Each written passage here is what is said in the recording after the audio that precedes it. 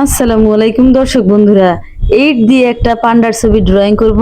ভিডিওটির প্রথম থেকে শেষ পর্যন্ত দেখতে থাকো। চলো তাহলে শুরু করি। প্রথমে একটা এইট লিখে নিব।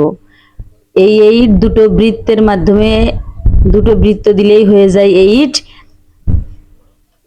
দেখুন, প্রথমের বৃত্তটা একটু ছোট করে দিব এবং পরের বৃত্তটা একটু বড় করে দিব। প্রথমের বৃত্তটা হবে হচ্ছে পান্ডার মাথা এবং পরের বৃত্তটা হবে পান্ডার বডি। দেখুন, প্রথমের তুলনায় পরের যে বৃত্তটা এঁকে নিলাম এটি একটু বড় করে এঁকে নিয়েছি, কারণ এটি হবে বডি এবং উপরেরটা হবে মাথা। এরপরে এই মাথা থেকে ধরে এঁকে নিব দুই পাশে দুটো কান, এরকম করে অর্ধবৃত্ত দিয়ে এঁকে নিব দুটো কান। এই কান আঁকার পরে এঁকে নিব চোখ, এরকম করে একটু লম্বা আকৃতির দুটো বৃত্ত এঁকে নিব, তাহলেই হয়ে যাবে চোখ। এবং চোখ আঁকার পরে এঁকে দিব চোখের মণি। এই মণি অঙ্কন করার পর এই মণির ভিতরে এরকম করে ছোট্ট করে দুটো বৃত্ত দিয়ে দিব। এরপরে এঁকে নিব পান্ডার নাক এবং নাকের দুটো ছিদ্র আছে, এই ছিদ্র দুটো এঁকে নিলাম এবং নাকের নিচে মোষ এবং মোষের নিচে হচ্ছে মুখ। এরপর এঁকে দিব এরকম করে পান্ডার হাত। বৃত্ত দিয়েই পুরো ড্রয়িংটিতে বৃত্তই বেশি আছে। দেখুন একটু মনোযোগ সহকারে। প্রথমে এঁকে নিলাম প্রথমের হাত এবং পা। এরপর অনুরূপভাবে আবারও প্রথমের হাত এবং এরপর পা। প্রথমের তুলনায় পরের বৃত্তটা একটু বড় হবে এবং প্রথমের বৃত্তটা একটু ছোট হবে। এরপর এঁকে দিলাম পান্ডার লেজ।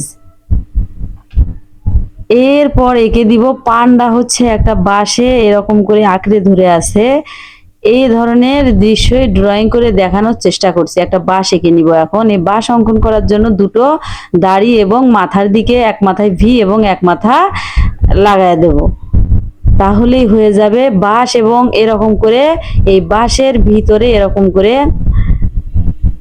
দুটো করে লাইন টেনে কালো করে দিব এবং এই বাঁশ থেকে একটা ছোট্ট করে লাইন এরকম বের করে এঁকে নিব বাঁশের পাতা। এই পাতা অঙ্কন করা একটু কত সহজেই পাতা অঙ্কন করা যায় দেখে নিন। এই তো পাতা অঙ্কন করা শেষ। এখন কালার করব। কালার করার পর কেমন লাগে চলো দেখে নিই। আমরা যে কোনো দৃশ্যই ড্রয়িং করি না কেন, ওই দৃশ্যের সহজ কৌশলটা যদি আমাদের জানা থাকে তাহলে ওই দৃশ্যটি আমাদের জন্য অঙ্কন করা খুব সহজ হয়ে যায় এবং আমরা নিজে শিখে ওই দৃশ্যটা অপরকেও শেখাতে পারি। আর যে কোনো দৃশ্যই যদি দেখে শিখতে না পারি তাহলে ওই দৃশ্য দেখে কোনো লাভ নেই। আর দৃশ্য শিখতে হলে আপনাকে প্রথম থেকে শেষ পর্যন্ত অবশ্যই মনোযোগ সহকারে একটু ধৈর্য নিয়ে দেখতে হবে।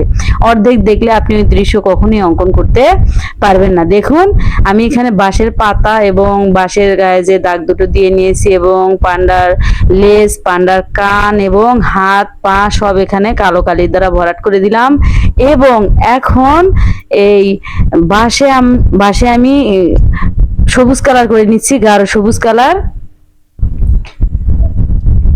আর কালার করার সময় একটু আস্তে আস্তেই করে নিবেন যাতে ওই কালারটি অন্য সাইডে না লেগে যায়, তাহলে দৃশ্যটির সৌন্দর্য নষ্ট হয়ে যায়।